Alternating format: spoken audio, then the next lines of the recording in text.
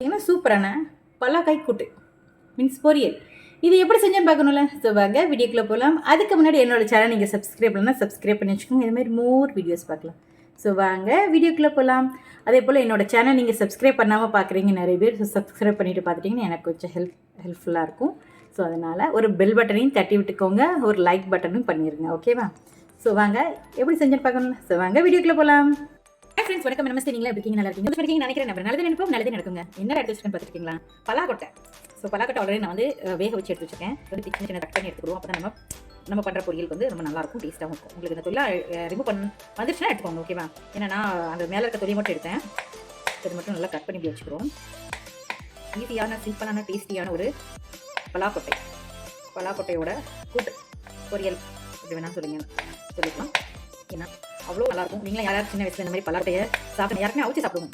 இந்த மாதிரி பொரியல்லாம் வச்சு தருவாங்க. நிறைய பல்காக நிறைய வாங்கிட்டோம் அப்படின்னா அதை சுட்டு சாப்பிடுவோம். நீங்களாம் எப்படி சாப்பிட்ருக்கீங்கன்னு சொல்லி எனக்கு கமெண்ட்டில் சொல்லுங்கள். சுட்டு சாப்பிட்டா அது ஒரு டேஸ்ட்டு, அவிச்சு சாப்பிடும்போது அது ஒரு டேஸ்ட்டு. ஸோ அதனால் எனக்கு ரொம்ப பிடிக்கும். நீங்கள் எப்படி சாப்பிட்ருக்கீங்க அப்படிங்கிறத சொல்லுங்கள்.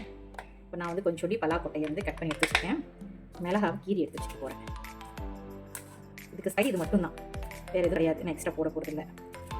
இதுவும் 2 வத்தலும் போட போகிறேன். 2 மிளகா போடும், நான் வத்தல் போட போகிறோம் இல்லையா, அதனால. அப்புறம் வெங்காயம்.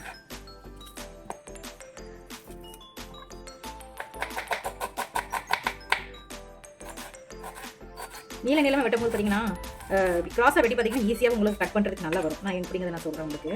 நான் இப்படி நேராக வெட்டுவீங்க இல்லை, அப்படி நேராக வெட்டுவீங்களா? நேராக வெட்டாமல் இப்படி கிராஸாக அப்படியே வெட்டும் போது இந்த கிராஸாக வெட்டியிருக்கேண்ணா. இந்த கிராஸாக வெட்டினதுக்கு அப்புறம் நீங்கள் நார்மலாக எப்படி வெட்டுவீங்களோ அதே மாதிரி வெட்டுங்க.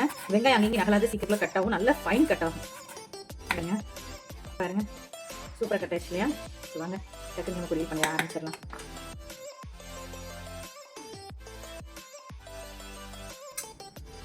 இப்போ நான் ஒரு 2 கரண்டி எண்ணெய் வச்சுருக்கேங்க. ரொம்ப சிம்பிள், ரொம்ப ஈஸியும் கூட, டேஸ்ட் அட்டகாசமாக இருக்கும். சின்ன வயசுல நீங்களாம் யார் இந்த மாதிரிலாம் செஞ்சு வீட்டில் அவங்க அம்மா கொடுத்துருக்காங்க, அப்புறம் வீட்டில் இப்பவும் நீங்கள் இதை செய்வீங்களான்னு சொல்லி எனக்கு கமெண்ட்டில் சொல்லுங்கள். ஓகேவா? நல்லா அடுக்காந்துச்சு.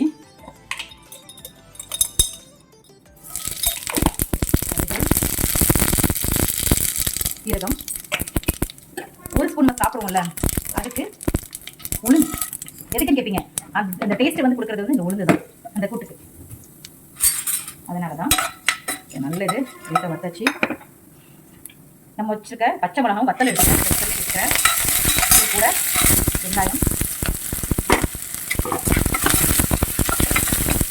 அதுதான் டேஸ்ட் ரொம்பவே நல்லாயிருக்கும். அதனால அந்த வத்தல் போட்டோன்னே அதோட டேஸ்ட் கொஞ்சம் டிஃப்ரெண்ட்டாக இருக்கும்.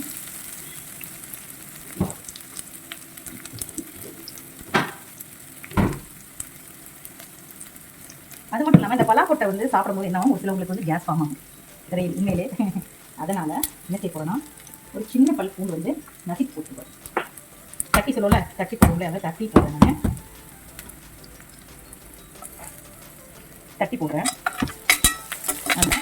நல்லா தட்டி போட்டிங்கன்னா வாசனை வந்து சும்மா இருக்கும், அந்த ஃப்ளேவர் ரொம்பவே நல்லாயிருக்கும். அதனால் பார்த்தீங்கன்னா நல்லா வதங்கிடும். லைட்டாக என்ன செய்ய போகிறேன், நான் கொஞ்சம் காயம் எடுக்கிறேன். ஏன்னா கேஸ் ஆகாமல் இருக்கணும் இல்லையா, யாருக்கும் வயிற்று உபாதைகள் வரக்கூடாது இல்லையா, அதனால் இதையும் சேர்த்து நல்லா. இந்த மிளகா இருக்குது தெரியுமா, அந்த மிளகாலாம் சாப்பிடும் சூப்பராக இருக்குங்க. ஐயோ அப்படின்னு நினைக்காதீங்க, உண்மையிலே சீரியஸாக இருக்கும். இப்போ நல்லா ஃப்ரை பண்ணுமா. இப்போ நம்ம வச்சுருந்த அந்த பலாக்கொட்டை இருக்கா, இதையும் உள்ள சேர்த்தாச்சு. பலாக்கொட்டையும் உள்ள சேர்த்து இதோடு சேர்த்து நல்லா ஃப்ரை பண்ணி எடுத்துருங்க. சாப்பிட ரொம்ப நல்லாயிருக்கும். நீங்கள் மசிச்சு போடுறதா தான் மசிச்சு போடுங்க. நான் இப்போ கடகன்னு பண்ணுறதுனால நான் வந்து வெட்டி போட்டிருக்கேன். Sorry friends.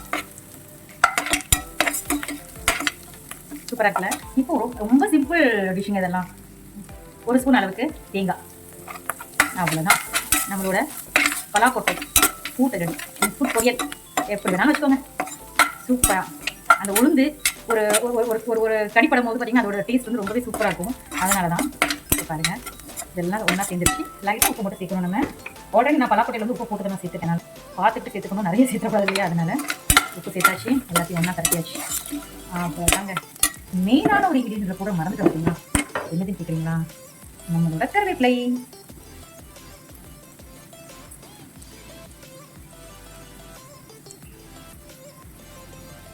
நான் கொஞ்சம் சேர்த்துக்கிறேன் கூட. தாளிக்கும் போதே நம்ம சேர்த்து இருந்துருக்கணும், மறந்துட்டேன் அவசரத்தில். சரி, எல்லாம் நடக்க வரதான் செய்யும். பாருங்க வாசனை சூப்பராக இருக்குது.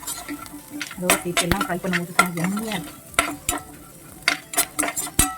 சரி உப்பு வரப்பு பார்க்கணும்ல, பார்த்துக்கிறேன். சூப்பராக இருக்குது.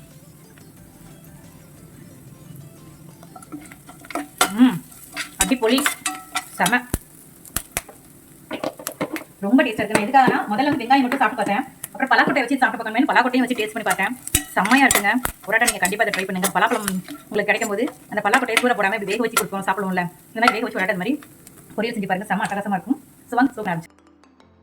இப்போ பார்த்தீங்கன்னா சோறு, பருப்பு, அப்புறம் நம்ம பாலக்காய், அது மீன்ஸ் பலாப்பழத்தோட கூட்டு சூப்பராக செஞ்சுருக்கோம்.